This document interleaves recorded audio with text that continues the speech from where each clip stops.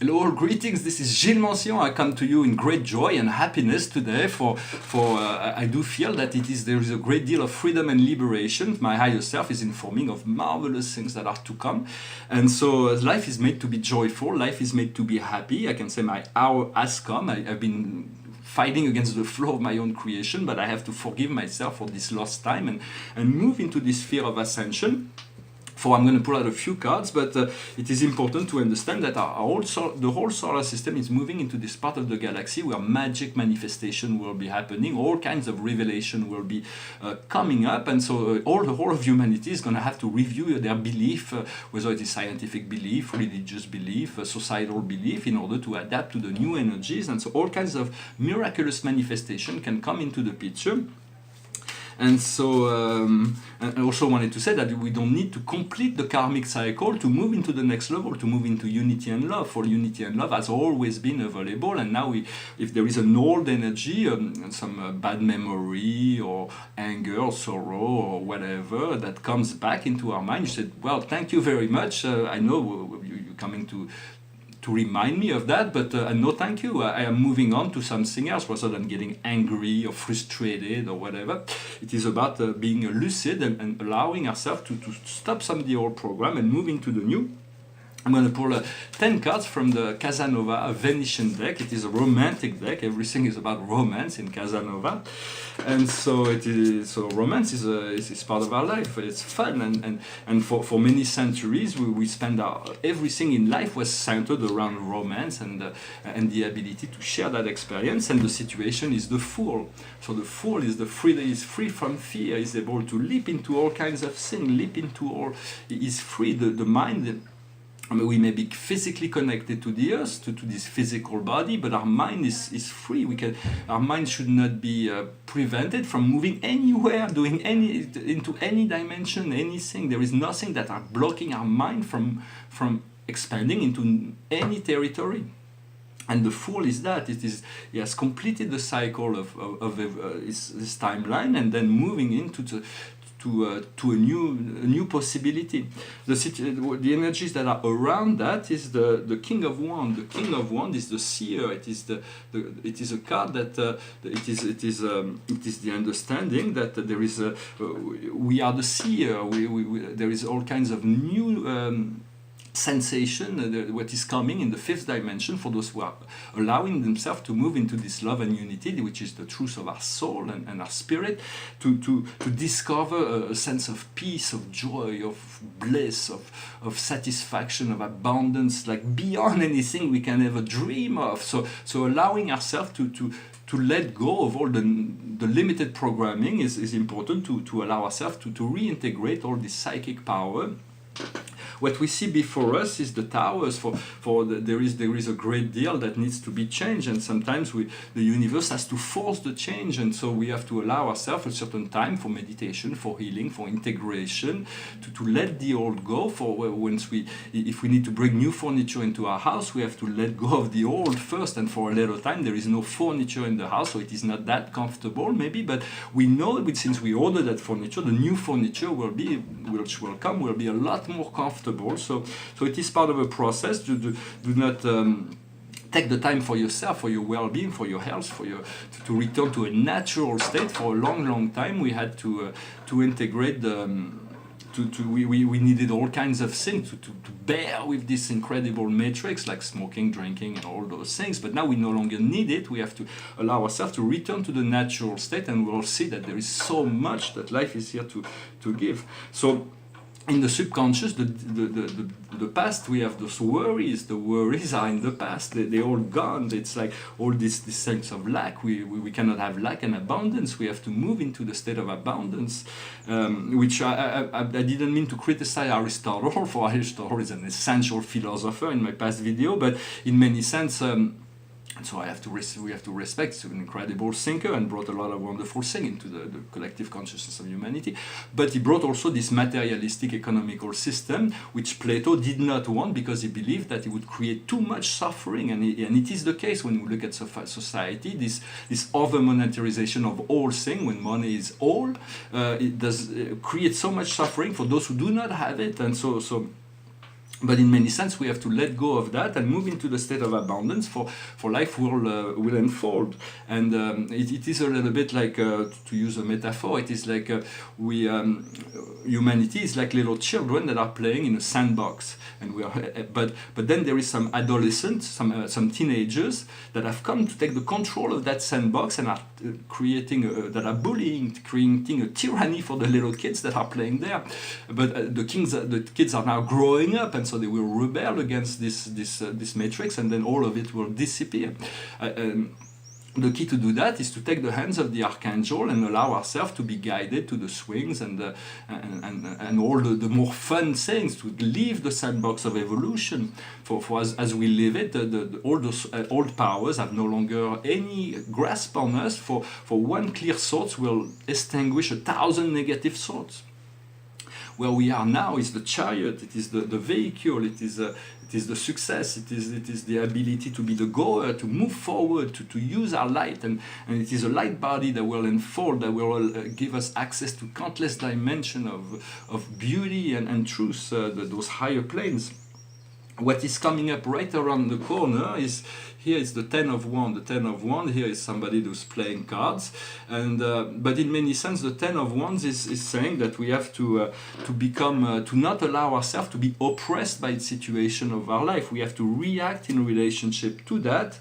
And from there, we'll find the Seven of Wands. Here it's a duel, but it is about standing true to our courage, our principle, all our valor. For those things is with the goodness and all those higher values. I'm very Platonician, so I do believe that there is no happiness does not come through vice. Happiness has to come through virtue, and to achieve that. And so those goodness is really something that will stabilize us to hold firm to those values of love and blessings and being in the oneness of who we are, and to understand that those who are not there yet are just working on the lower cycle.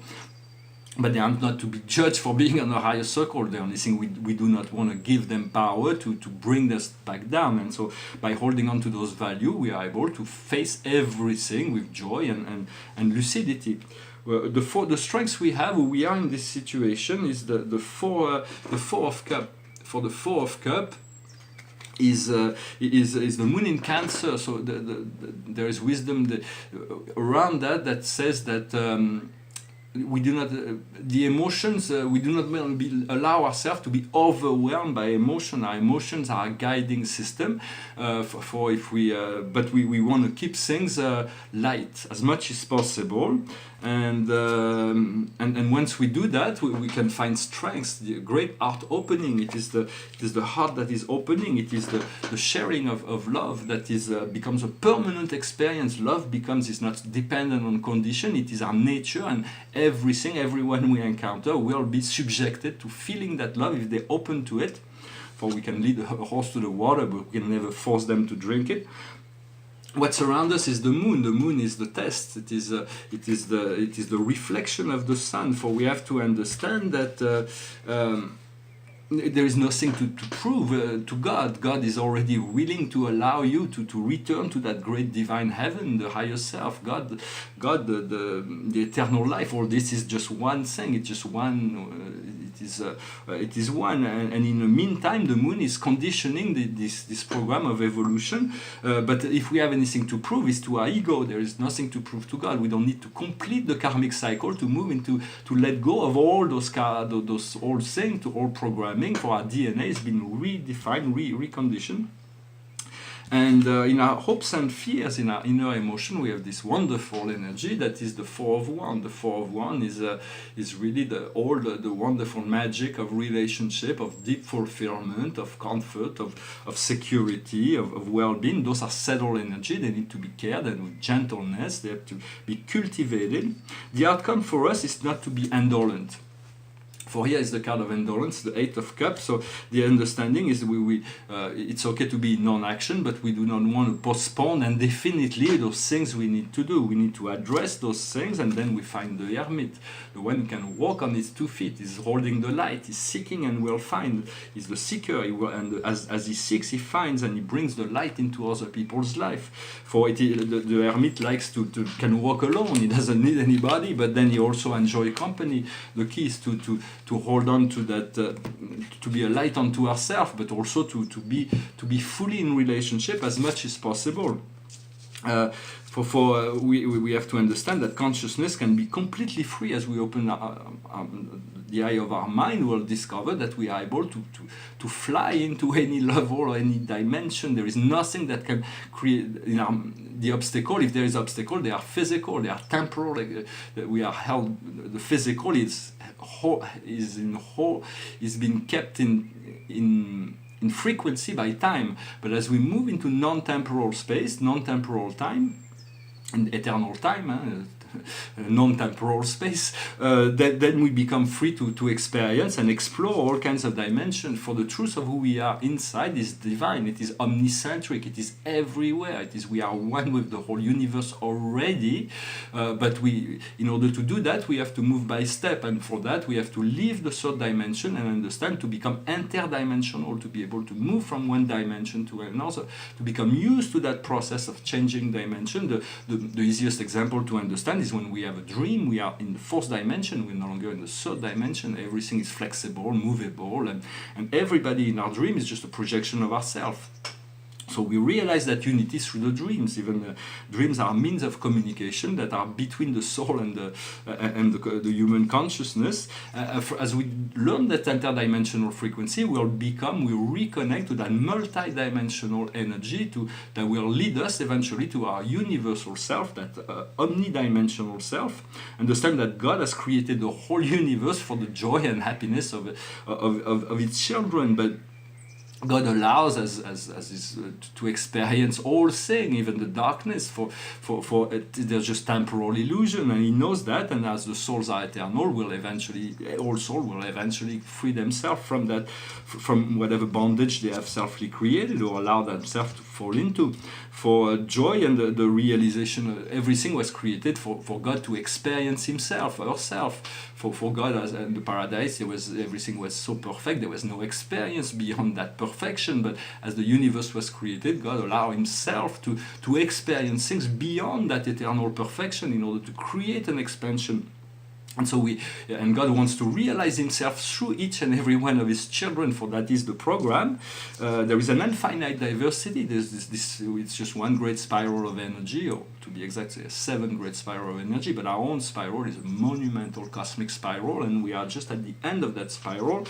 And as my master and guide and friend taught, the master of wisdom, infinity, as we can realize it, which is the highest plane of the cosmic universe where the gods live, where the God lives, is moving towards unthinkable end. There is so much more that will be experienced in the future, but for now we can already allow ourselves to move into this love and unity. We have to believe in order to see. For the invisible world will not avail itself to us. The settled world will begin to unfold as we allow ourselves to believe in it. For it is that is very important. And so I hope this message was interesting for you. I thank you for liking, sharing, commenting, subscribing if you like those videos. The painting behind me is called White Hole Number 3. For we understand, we do not know really what black holes are, because we have this little confusion between the dark islands of space, which is those very dark gravity bodies that we call black holes, but those are not real black holes, they are dark islands of space. But they are black holes that when we lose consciousness and move into the fourth dimension, black hole, white holes and blue holes are portals into between dimensions. When we fell asleep, we move through the base, the root. Our consciousness has to move through the root and move into the fourth dimension, or higher other dimension that we do not know. When we sleep, we don't know really what's going on. And we wake up in the morning, we go through that black hole. I've passed through black hole consciously in awakened state. It is marvelous, wonderful, extraordinary. It's beautiful. But there are also white holes and blue holes that we'll come to discover. This one is a symbolic white hole. Those paintings are very, very simple, but very subtle. And you can, all my paintings are, in a sense, you can meditate in front of it, and they will reflect you. They will awaken memory. So they are multi-dimensional, interdimensional portals of reality. I really like those white holes. They're very peaceful. I'm thinking I will do large format eventually. I also wanted to comment on another painting from 2008. It is called the Syrian Doorway, the Syrian Stargate. At first, I didn't know there was a Syrian Stargate. So there was all kinds of things that was created outside of my consciousness, and one of those things is this dog that appeared. For I didn't realize, but when I was creating it, but the dog remained in the painting, and Syrian is the Syrian is part of the big dog constellation, and so it is logical that the dog is here. The dog is symbolistic of faithfulness, of loyalty, of an unconditional love. For dogs are very faithful. And here we have there is this symbolically there is a little rainbow light that is coming, but showing that there is beyond the silver light there is a gold light and platinum light. So the spectrum of light keeps on ascending. Here there is this huge signature. It's the only painting I've done like this. It is a bit of in salute of a great artist that I adore, is Modigliani. I was an art dealer for a long time, and there is a lot of Modiglianis on the market. Many are not really, they're very kind of delicate because there are many fakes. The way to recognize in the catalog, not all the catalogs are, some of them are fiction, but we recognize because the neck in Modigliani was extremely good in making necks, and some of the fakes are a little bit weak on that level. But to say that a lot of collectors from Modiglianis will like the bigger the signature, the better they like the painting. So this one is really big. It's like the signature is taking the whole side of the painting. Then there is this person that's looking at this process, and there is the dog, and then there is this like kind of abstract portrait, and at the center of the third eye there is like this mouse. The center of the third eye there is a symbol of a golden sun, the golden sun that becomes the center focal point, and next to it there is this blue star, the star of Sirius. In the future fifth dimensional Earth will be integrated within the Syrian star system, and we'll have two suns. We'll have the golden sun that will give us this eternal light, and then the blue sun will connect to the spiritual realm. And there is a symbol that's very powerful here, which is a 5-star point symbol. And this is a very important symbol for me, because I can say that is that at the beginning when we came, we were 5 spirits, and we came into this through the North Star. We can come from the North Star, and we are the 5-star point, and we integrated this universe, and we were led to the voice of the heart led us to that solar system, and then we choose to respond to the call of the Earth to integrate this matrix, to become part of that Earth, in order to help assist in the freedom of all all its life form. For everybody's trapped a little bit, even the animals and the plant. They're ready for ascension, but they're submitted to dark powers of human misalignment and disrespect of the planet. So we are moving into a new state of alignment, new state of consciousness that will allow us to become more aware and more respectful of our planet. We'll slowly but surely we'll be able to stop all the negative programming. For the things are going to be really accelerated, and we're going to be able to restore the planet. For one of my dreams is to see the ocean to be clean, to live in a place that is clean for our children, for the future. For we have to leave the planet better than we found it when we arrived.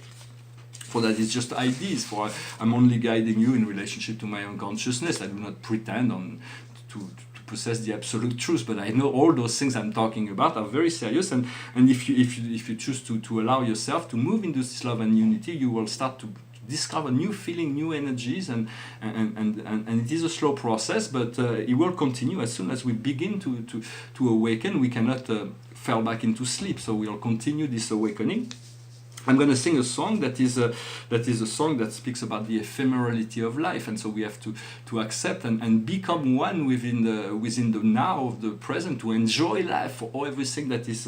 There is a great deal of promise for this new life, and this new life has to be anchored within the now in order to facilitate its unfoldment. And so this song is called Dust in the Wind. It's an old song, but it's based on a great philosophical concept of a great philosopher. I think in English we call him by the Latin name, Marcus Aurelius. I recommend you read this book. He was a Roman emperor, but he was a humble philosopher. He's the ideal of Plato. The king philosopher of Plato was realized in Marc Aurel. And he wrote, at the end of his life, he channeled his inner guide that enlightened him about all kinds of things, about the ephemerality of life. All is nothing in reality. It's just temporal experience. So we may as well make it fun, make it joyous. Well, I hope this message was interesting for you. I'm going to sing this song. It goes like this. I close my eyes only for a moment, then the moment's gone. Oh, my dream pass before my eyes, a curiosity, dust in the wind. All we are is dust in the wind. Same old song, just a drop of water in an endless sea. All we do crumbles to the ground, though we refuse to see. Dust in the wind. All we are is dust in the wind. Now don't hang on. Nothing lasts forever but the earth and sky. It slips away.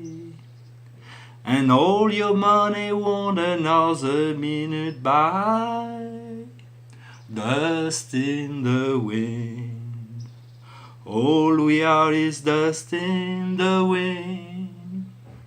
Dust in the wind. Everything is dust in the wind.